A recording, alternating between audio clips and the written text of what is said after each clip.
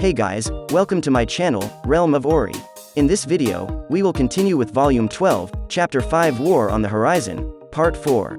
And before we start, this video contains spoilers from the anime and manga series. And by the way guys, please don't forget to subscribe to my channel and click on the bell icon to get notifications for upcoming videos. So without further ado, let's get into the video. The situation with the Empire was as I just saw.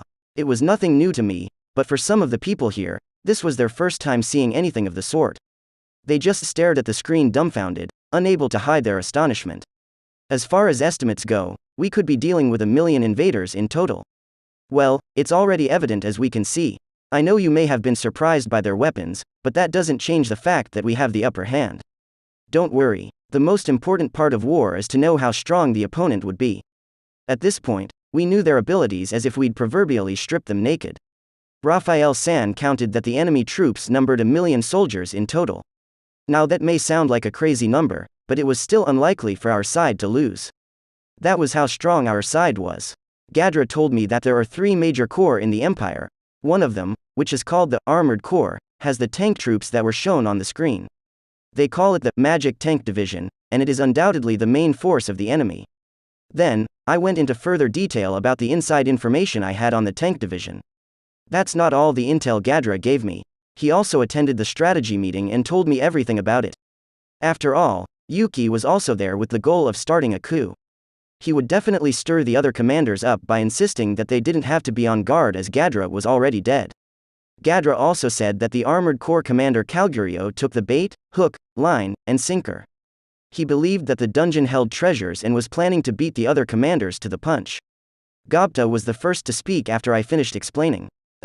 About my army that is on standby in the in-town, are we gonna fight against those tanks? Gobta brought up a good point. In fact, from the point of view of the corps commander, this question had to be asked. Why are you asking such an obvious question? The First Army will destroy their tank corps under your command. I didn't know about that. Are we going to have to defend the in-town to the death? Of course not. From what I know about the tanks, you have a shot at beating them if you play your cards right. The only problem is that we don't know how many people would be hurt during the battle. To begin with, it's harder to defend than to attack, so the inexperienced green numbers will only serve as targets for the tanks. The plan isn't for you to fight till the bitter end. I took my time explaining this to try and reassure him. Hakuro, who was in charge of supporting Gobta, could apparently sense what I was playing at from the onset. He just listened and agreed to what I said. Then, what should we do? The commander's role is to think about that, but it would be hard for a first-timer like you. Benimaru, explain it to him. Actually, like Gobta, I was no better than an amateur when it came to army stuff. I didn't know much about tactics, so I just let Benimaru do the finer details. Listen, Gobta, the in-town is important, but it doesn't matter if you lose it. If it gets destroyed, then we can just rebuild it. If it gets taken by the Empire, then we will just take it back. The problem is about the residents being hurt. However, Rimuru-sama has already come up with a solution. We have issued an order to the residents there to evacuate to the capital Rimuru. Come to think of it, there aren't very many residents there. Exactly. Your job is to safely evacuate the rest of them. Once you're done, go here. Benimaru pointed at the huge map spread across the table. Specifically, the central city of the armed nation of Dwargon. Look at this video. From what we can see, the Imperial army is planning to divide its forces and invade along several routes. While some of them have already entered the Great Jura forest, there was no movement in their tank troops. If you look at the direction these troops will be going, it's clear that they're planning to move along the foot of the Kanat Mountains. There aren't as many trees there, so it doesn't affect the advance of their army. I see. You don't get it, do you? Your goal is to defend the Dwarven Kingdom, as he placed a piece representing Gobta's army in front of the Dwarven Kingdom. It is a united front. Gobta gasped with surprise and excitement as it finally clicked. We had formed this military tactic based on Gadra's information and had already talked to Gazel about it. In accordance with our alliance, we told him that the Empire's aim was the Dwarven Kingdom. He also pledged to send reinforcements to our aid as he had promised. Gazel was happy with my offer, and it was of mutual benefit. The Empire is passing through a conspicuous route because they want us to know where they will attack from. Anyone would notice an army of that size marching. Is that what you call a tour de force? Gobta, you little smartass, when did you learn such fancy expressions? So this did do his studies. Right, This route falls right on the border between Dwargon and Tempest. Both countries will definitely notice them, and it's their way to easily gauge the other's reaction. If we carelessly provoked them, they would use it as an excuse to start the war immediately. However, since it is strictly forbidden for us to attack them first, we will start with a warning. Do you follow? Yes. If we don't make a move on them, the Imperial army will cross the Amald River and take the high ground outside of the entrance to the Dwarven Kingdom. It's a great place for them to deploy their army since it's flat and doesn't have many trees. I see. If they end up doing this, Gazel won't sit by and wait.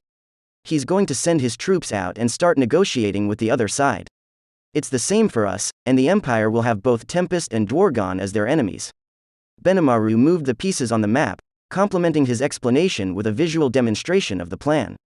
According to Gadra Dono, the Empire was wary of a pincer attack from both our armies. As long as they hold that place, though, that's not going to happen. After all, attempting to surprise an enemy who is waiting with open arms is tactical suicide. That's why we'll let them attack us, and then crush their army head-on. The other officers didn't seem to have any complaints, but I wonder what they thought about the difference in fighting power between Gobta's army and the Empire's. Gabel, the Third Army's commander.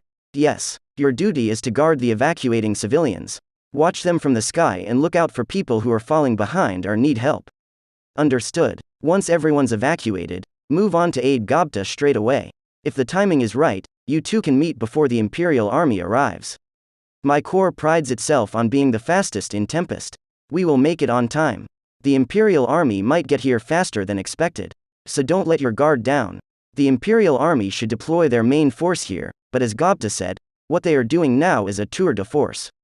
In other words, a diversion. Their main army is on a beeline towards this very position.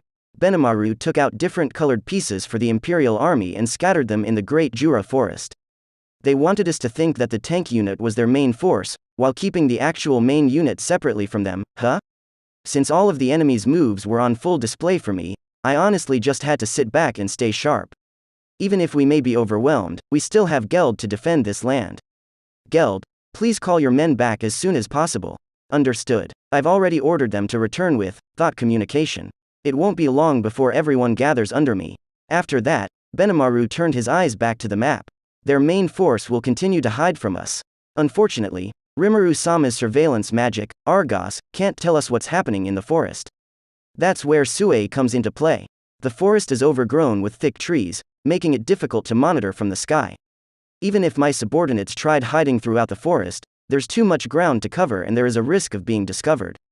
For this operation, I am counting on Moss.